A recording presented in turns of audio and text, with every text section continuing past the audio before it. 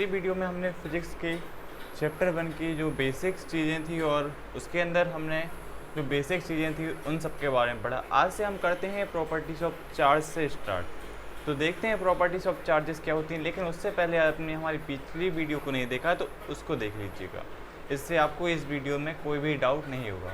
तो आइए देखते हैं प्रॉपर्टीज़ ऑफ चार्जेस क्या होती हैं। प्रॉपर्टीज़ ऑफ चार्जेस के बारे में हम पढ़ने वाले हैं। सबसे पहली प्रॉपर्टी होती है एडिटिविटी ऑफ चार्जेस। अब एडिटिविटी ऑफ चार्जेस क्या होती है? Charges can be added algebraically. Charge को हम कैसे ऐड कर दें? अलजेब्रिकली। अब आपको अलजेब्रिकली से समझ में नहीं आ रहा होगा तो सिंपल आप यहाँ पर याद रख सकते हैं कि अलजेब्रिक मतलब होता है क्या करना? ऐड करना। आप यहाँ पर लिख सकते हैं अलजेब्रिकली से यदि आपको कन्फ्यूज़न हो रही है तो आप समझ सकते हैं कि सिंपल चार्ज को ऐड करना है क्या कहलाती है? हमारी एडिटिविटी कहलाती है। मतलब कि चार्ज को प्लस करना, प्लस को प्लस के साथ, माइनस को माइनस के साथ, इस तरह से ऐड करना वह अलजेब्रिकली कहलाता है और चार्जेस को ऐड करने ही हमारा अलजेब्रिकली कहलाता है। तो सिंपल ऐड से आप याद कर सकते हैं। इसका एक एग्जाम्पल ले लेते हैं छोटा सा। इफ़ वी टेक 4 चार्जेस, हमने यहाँ पर क्या कर लिया है? 4 चार्ज को ले लिया है। -2q ले लिया है, -3q ले लिया है, +4q ले लिया और +2q। यहाँ से आप देखिए +2q से +2q, -2q और +2q तो आपस में कैंसिल हो जाएंगे, ये दोनों कैंसिल हो गए। अब यहाँ पर क्या बचा? -3q बचा और +4q बचा। तो -3q में से जब एक 3q 4q में से -3q बच गया तो कितना बचा? 1q। तो यहाँ पर कितनी वैल्यू आ गई? 1q। यही हमारा 1 चार्ज बचा बस। तो ऐसे एडिटिविटी ऑफ चार्ज होती है, मतलब कि सिंपल चार्ज को जोड़ना ही हमारा एडिटिविटी ऑफ चार्ज कहलाता है। जिस तरह हम चार्ज को प्लस करते हैं वही हमारा एडिटिविटी ऑफ चार्ज कहलाता है। क्लियर हो गया आपको एडिटिविटी ऑफ चार्ज मतलब कि चार्जेस को प्लस करना ही हमारा एडिटिविटी ऑफ चार्जेस कहलाता है। अगला है हमारा कंजर्वेशन ऑफ चार्ज। कंजर्व करना। Charge can neither be created nor be destroyed. ये आपको बचपन से याद होगी। Charge can neither be created nor be destroyed but charge can be transferred from one part two another part of the body. मतलब कि जो हमारे कंजर्वेशन ऑफ चार्ज होता है, चार्ज को हम ना ही बना सकते हैं, ना ही उसको क्रिएट कर सकते हैं, ना ही उसको हम डिस्ट्रॉय कर सकते हैं। और फिर उसके साथ क्या कर सकते हैं? उसको हम ट्रांसफ़र कर सकते हैं बस एक बॉडी से दूसरी बॉडी में।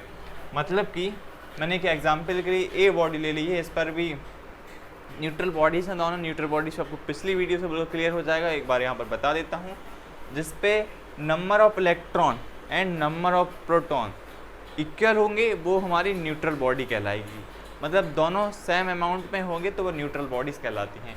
यहाँ पर ए बॉडी और बी बॉडी दोनों एक न्यूट्रल बॉडी से, मतलब कि इस पर भी उतने ही नंबर ऑफ इलेक्ट्रॉन है और उतने ही नंबर ऑफ प्रोटॉन है और इस पर भी नंबर ऑफ इलेक्ट्रॉन ही उतने और उतने ही नंबर ऑफ प्रोटॉन है। तो ठीक है, इतना समझ में आ गया होगा। अब यहाँ से मान लीजिए यहाँ से इस पर चार्ज ट्रांसफ़र हुआ और वह कितना हुआ? 3 इलेक्ट्रॉन हुआ। कितना? 3 इलेक्ट्रॉन ट्रांसफ़र हो गया। आपको पता होगा इलेक्ट्रॉनिक ट्रांसफ़र क्यों हुआ। आपने पिछली वीडियो नहीं देखा तो उसको ज़रूर देख लीजिएगा, आपको कन्फ्यूज़न सारी क्लियर हो जाएंगी। तो 3 इलेक्ट्रॉन यहाँ से इस तरफ चले गए। अब यहाँ पर क्या हुआ? चार्ज का ट्रांसफ़र हुआ, जो इस डेफिनेशन में दिया था कि चार्ज को हम ट्रांसफ़र कर सकते हैं, ना कि उसको क्रिएट कर सकते हैं, ना ही डिस्ट्रॉय कर सकते हैं। यहाँ से 3 इलेक्ट्रॉन चले गए, मतलब कि अब यहाँ पर इलेक्ट्रॉन बढ़ गए और यहाँ पर इलेक्ट्रॉन घट गए। तो इस पर प्लस चार्ज हो जाएगा और इस पर माइनस चार्ज हो जाएगा, क्योंकि इलेक्ट्रॉन कैसे होते हैं? नेगेटिवली चार्ज होते हैं। यहाँ पर इलेक्ट्रॉन घट गए, मतलब पहले न्यूट्रल बॉडी थी, नंबर ऑफ इलेक्ट्रॉन और नंबर ऑफ प्रोटॉन बराबर थे, लेकिन अब यहाँ पर नंबर ऑफ प्रोटॉन ज़्यादा हो गए नंबर ऑफ इलेक्ट्रॉन से। तो क्या हो गया? यहाँ पर प्रोटॉन बढ़ गए इसलिए पॉजिटिवली चार्ज हो गया और यहाँ नंबर ऑफ इलेक्ट्रॉन बढ़ गए इसलिए ये नेगेटिवली चार्ज हो गया। इतना पता चल गया आपको। अब charge can neither be created nor be destroyed, एक बार इसको समझ लीजिए। यहाँ से चार्ज गए कितने? 3 इलेक्ट्रॉन। अगर ऐसा कुछ होता, और ऐसा पॉसिबल नहीं है, यही डेफिनेशन बोल रही है कि यहाँ से ये 3 इलेक्ट्रॉन गए थे, यहाँ पर जाके 2 इलेक्ट्रॉन ही इस बॉडी तक पहुँच पाते, तो क्या हो जाता? यहाँ पर चार्जेस का डिस्ट्रॉय हो जाता। लेकिन यदि ऐसा होता कि यहाँ से 3 इलेक्ट्रॉन इस तरफ जा रहे थे और वो बढ़ के 4 हो जाते, लेकिन ऐसा पॉसिबल नहीं। मतलब जितना यहाँ से चार्ज ट्रांसफ़र हुआ उतना ही चार्ज यहाँ तक पहुँचेगा। मतलब चार्ज को ना हम बना सकते हैं, ना चार्ज को ख़त्म कर सकते हैं। चार्ज को फिर हम ट्रांसफ़र कर सकते हैं एक बॉडी से दूसरी बॉडी। तो प्लस माइनस आपको समझ में आ गया हो कैसे लगा दिया मैंने। लास्ट वाला हमारा है क्वांटाइजेशन ऑफ चार्ज। इससे न्यूमेरिकल पूछे जाते हैं, लेकिन एमपी बोर्ड में चैप्टर 1 और चैप्टर 2 से न्यूमेरिकल नहीं आते हैं, और लेकिन इसमें आप यदि आप IIT इनकी तैयारी करना चाहते हैं तो इस चैप्टर में इस पर्टिकुलर टॉपिक से क्वेश्चन आते हैं। तो क्वांटाइजेशन ऑफ चार्ज क्या होता है? It state that charge is quantize. Quantize मतलब होता है फिक्स्ड अमाउंट में चार्ज। बताता हूँ कैसा फिक्स्ड अमाउंट में charge. And it is the integral multiple of charges, मतलब कि इंटीग्रल मल्टीपल है किसका? चार्ज का, चार्ज ई का। देखिए यहाँ पर ये फॉर्मूला है Q is equal to plus minus N E. पहले देख लेते हैं। इट स्टेट दैट क्वांटाइज्ड मतलब क्या होता है? फिक्स्ड अमाउंट, मतलब कि कैसा चार्ज? जो फिक्स्ड अमाउंट में जाएगा। फिक्स्ड अमाउंट में कैसे चार्ज आएगा? यहाँ पर दिया हुआ है इंटीग्रल। इंटीग्रल का मतलब होता है इंटीजर। इंटीजर पता है ना आपको? माइनस की वैल्यू, मतलब नंबर लाइन में इस तरफ जो वैल्यू होती है वो माइनस की होती है, जीरो की साइड वाली सारी वैल्यू प्लस की होती है। तो इंटीजर माइनस और प्लस वाली वैल्यू ही हमारी इस n की जगह पर आ सकती हैं। n क्या है? यहाँ पर नंबर ऑफ इलेक्ट्रॉन है, और इलेक्ट्रॉन कैसा हो सकता है?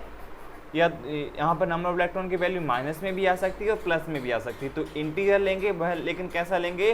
क्वांटाइज लेंगे, मतलब फिक्स्ड अमाउंट वाला। यहाँ पर हम हमारा इंटीजर लेंगे। तो फिक्स्ड अमाउंट में कैसे हम कैसी वैल्यू नहीं ले सकते? हम यहाँ पर फ्रैक्शनल वैल्यू नहीं ले सकते, क्योंकि जब हम इनको सॉल्व करेंगे तो वैल्यू कैसे आएंगी? पॉइंट में आएंगी। ऐसी वैल्यू हमको नहीं लेनी, हमको कैसी? एक फिक्स्ड वैल्यू लेनी। जैसे कि हम 1 ले लें, 2 ले लें, लेकिन हम 1.1 ना लें, 1.2 हम नहीं ले सकते, 1.3 नहीं ले सकते। हम बिल्कुल फिक्स्ड अमाउंट में चार्ज लेंगे। मतलब कि हम यहाँ पर इसलिए तो कह रहे थे यहाँ पर 3 इलेक्ट्रॉन लिख ले, 4 इलेक्ट्रॉन लिख ले। हम ऐसा नहीं कह सकते यहाँ पर कि 3.3 इलेक्ट्रॉन लिख ले, 3.4। तो हमें ऐसा चार्ज लेना जो कैसा हो? फिक्स्ड अमाउंट में हो। और हमें क्या करना है? इंटीजर लेना है। इंटीजर मतलब प्लस वाली वैल्यू और माइनस वाली वैल्यू। यही इसी कारण यहाँ पर प्लस और माइनस लगा हुआ है, जो हमारे चार्ज के नेचर को बताता है। तो आपको समझ में आ गया होगा कि क्या होता है क्वांटाइजेशन ऑफ चार्ज। इसका फॉर्मूला ये इंपॉर्टेंट है, इसे आप जरूर लर्न कर लीजिएगा। Q is equal to plus minus any, और डेफिनेशन क्या होती है? It is state that charge is quantized. हमारा चार्ज जो फिक्स्ड अमाउंट होता है, मतलब कि 1, 2, 3 और -1, -2, -3 ऐसी वैल्यू आएंगी, ना कि जो फ्रैक्शनल वाली वैल्यू। यहाँ पर फ्रैक्शनल वाली वैल्यू हमारी पॉसिबल नहीं है। तो जो इंटीजर है यहाँ पर देखिए, यहाँ पर Q का मीनिंग क्या है? चार्ज। आप लिख लीजिएगा Q का मीनिंग यहाँ पर क्या है? चार्ज है। और N क्या है? यहाँ पर नंबर ऑफ इलेक्ट्रॉन है। यहाँ पर N क्या है? नंबर ऑफ इलेक्ट्रॉन है। और E क्या है? यहाँ पर चार्ज ऑफ इलेक्ट्रॉन, मतलब एक इलेक्ट्रॉन पे कितना चार्ज होता है उसको लेंगे हम, चार्ज ऑफ इलेक्ट्रॉन। एक इलेक्ट्रॉन पे कितना चार्ज है उसको हम यहाँ पर लेंगे। तो समझ में आ गया होगा आपको ये तीनों, additivity of charge, conservation of charge और क्वांटाइजेशन ऑफ चार्ज। तो तीनों क्लियर हो गए होंगे क्या क्या होते हैं हमारे। इसमें हम सिंपल ऐड करना होता है, इसमें हमको बताना है कि चार्ज ना कि क्रिएटेड कर सकते ना ही डिस्ट्रॉय कर सकते हैं, और इसमें ये फार्मूला है। और समझ में आ गया वो क्या आपको लेना है क्या नहीं लेना। देखते हैं नेक्स्ट टॉपिक।